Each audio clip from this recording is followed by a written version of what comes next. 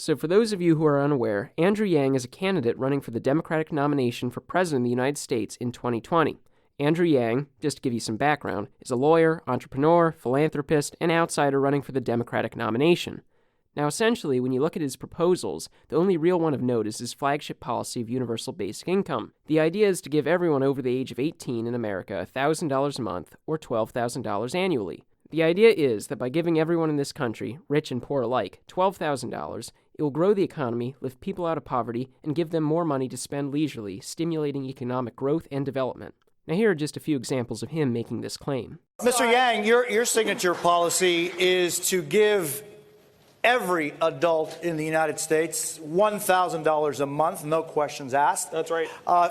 My flagship proposal is a freedom dividend of $1,000 a month for every American adult starting at age 18. So that means that you would receive $1,000 a month every month. And this is a renaming of something called universal basic income. So universal basic income, $1,000 a month, is an insurance policy against the threat of automation. Yeah, it helps give tens of millions of Americans a real path forward. And the thing that excites me the most is you can see that it would improve people's health, nutrition, it would elevate graduation rates. Now the point of this video is not to rip on Andrew Yang or UBI, as when you get right down to it, the idea of giving everyone money isn't all that bad. According to Yang, this money would not be taxable by income, state, local, or even Social Security taxes, so this would 100% be your money to spend. Just to show you how important this could be to someone who just turned 18, if you invested $100 a month for 45 years, your total investments would be worth nearly $175,000 by retirement age. Now just imagine how much this total would be if you invested $200, $500, or even $1,000 a month instead of just $100. If every American chose to invest this money, by the time they reach 63, they would have more than enough to live out the rest of their lives without worry and would not be as dependent on Social Security. You would essentially have millions of Americans who retire years before the current average to a life of luxury. So if you think about it, if you were to use your UBI smartly, it would have some perks which aren't all that bad. However, with that being said, I'm not here to praise Yang's UBI either, as there are some definitive problems that he isn't telling his supporters. If you sit down, do the math, and calculate how much it's all going to cost, you'll see that Yang's policy is almost completely infeasible. Just a warning, for the next few minutes, I'm going to be going through all the math, so if you just want to skip ahead to the conclusions and other information on why Yang can't deliver on this policy, there's a link in the description. Alright, so with that out of the way, let's get into the numbers. Let's start by calculating how much annually Yang's policy will cost. By going completely off his own website, Yang states, every U.S. citizen over the age of 18 would receive $1,000 a month, regardless of income or employment status. Now, I know a lot of people have a problem with this, as even the top 1% would be receiving UBI.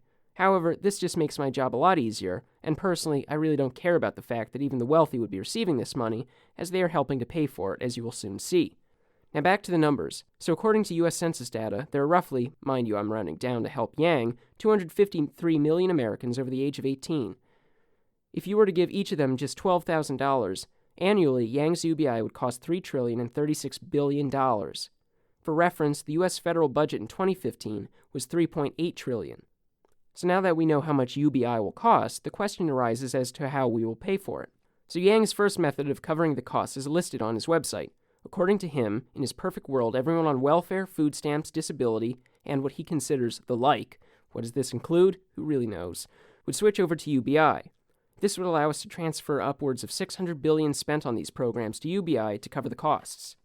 So right here is our first lump sum of money to pay for the program. So, by dividing this out amongst all Americans, which is just $600 billion divided by 253 million, everyone would get $2,380.95, or 20% of Yang's proposed policy.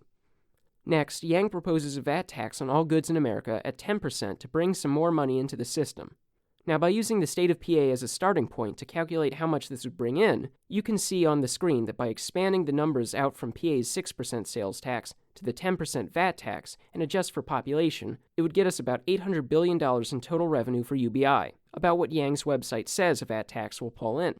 If we divide this out, it would result in an additional $3,174.60 for every American over 18, putting our total at $5,555.50 annually to all Americans. Now originally I skipped over this, but netted, I decided to put this into the UBI payment pool anyway, just to give Yang some leeway. So on his website, Yang described how by implementing UBI, it would save America $200 billion as people would not have to use the emergency room, it would reduce the number of people who would go to jail, and the streets would be quote-unquote functional as people would be taking care of themselves more. Yeah, I don't know where he's getting this number from, as most of these programs wouldn't be cut. So I'm not sure how he expects to transfer this money over to UBI, but let's just toss him a bone here and add this $200 billion. If we divide this out, it would result in an additional $790.51, bringing our total to only $6,346.06. Mind you, I shouldn't be doing this, as I doubt the supposed savings would be used to pay for UBI. So next we come to a major assumption on Yang's part. According to Yang's website, he plans on paying some of the costs of UBI by bringing in money from new jobs and economic growth. Now, although this doesn't sound too bad, except for the fact you're paying for present costs with supposed future income, when you look at the numbers on his website, you may see that something is kind of off. Now, I'm just going to say it. I could not find where Yang is getting his data for nearly $900 billion in extra revenue by implementing UBI. According to the Roosevelt Institute's paper on UBI, the information Yang cites here, there's no data showing that even the economy will grow by $2.5 trillion. The only use of the word trillion in the whole paper comes from a figure by the Distribution of Household Income and Federal Taxes, which says that the total taxes paid by houses in 2013 was about $2.5 trillion, which just happens to be the exact number Yang uses on his website. So I don't know if I'm reading this wrong, if this is the wrong paper, or most likely, whoever made this website just didn't read the article. Also, the $900 billion is roughly 36% of the $2.5 trillion total, which is close to the 30% effective tax rate on Americans. So I'm assuming Yang is trying to say that the $900 billion is additional money the federal government will annually take in. However, this money, in reality, would not just go to fund UBI, so basically, the $900 billion is just not credible. So even though all this data seems completely arbitrary and flawed, let's go with this and see how much UBI could potentially take in.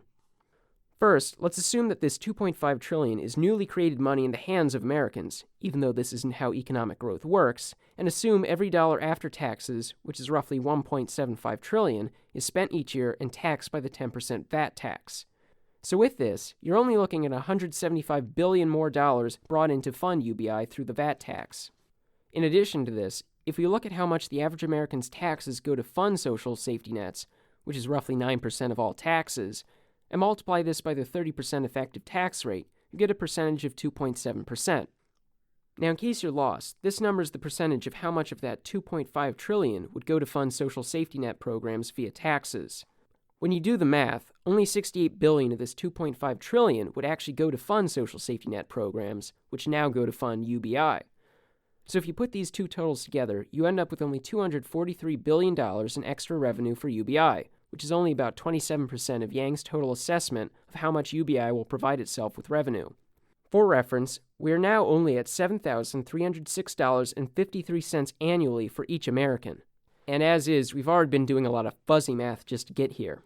Now this right here is where Yang's website stops describing where the rest of the money is going to come from. In total, with all of Yang's ideas to bring money to pay for this program put together, we are only at $1,843 billion.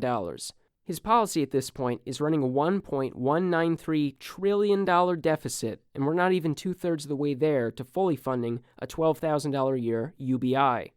So I guess this means... Oh, wait a minute. I forgot.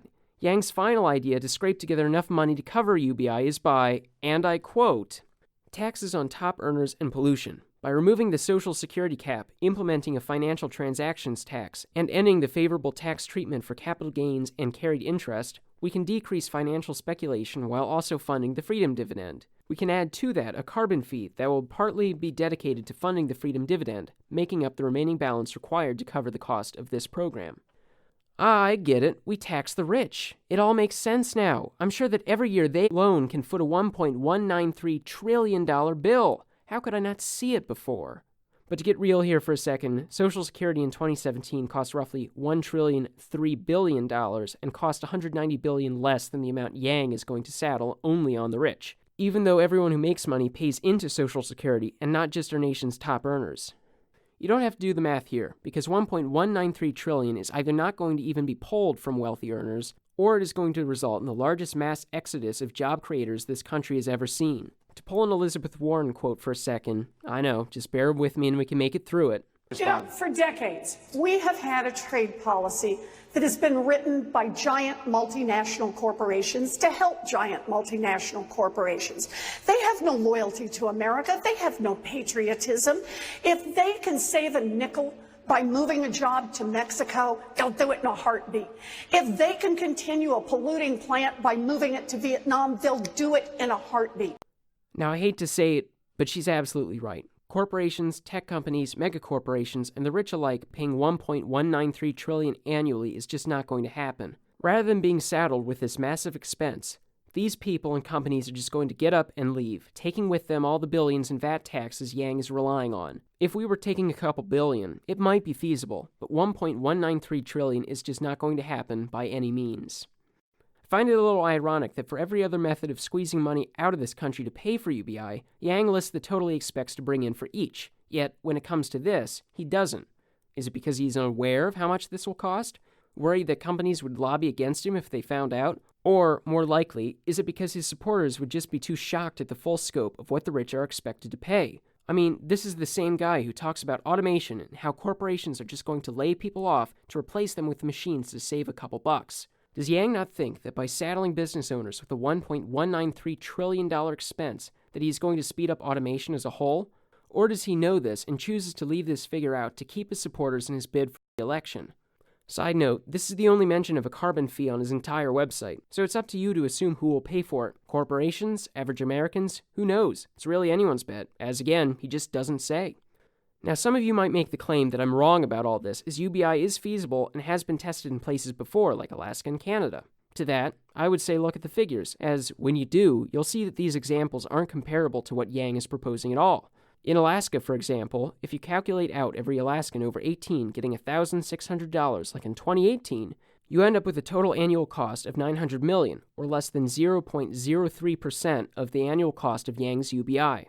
Along with this, every year since 2015, the payout has nearly been halved in order to keep the program going, as it is currently struggling not to collapse. Also, this $1,600 is annual, not monthly, and it stacks with welfare, a program Yang essentially has to do away with just to pay for UBI. Canada, another prime example of UBI, only gave out $50 million annually to 4,000 people in Ontario, as it was not a national program. Also, the program ran only 10 months, with even the Minister of Children and Youth Services, Lisa McLeod, stating that the program cost too much and that, quote, the program didn't help people become individual contributors to the economy.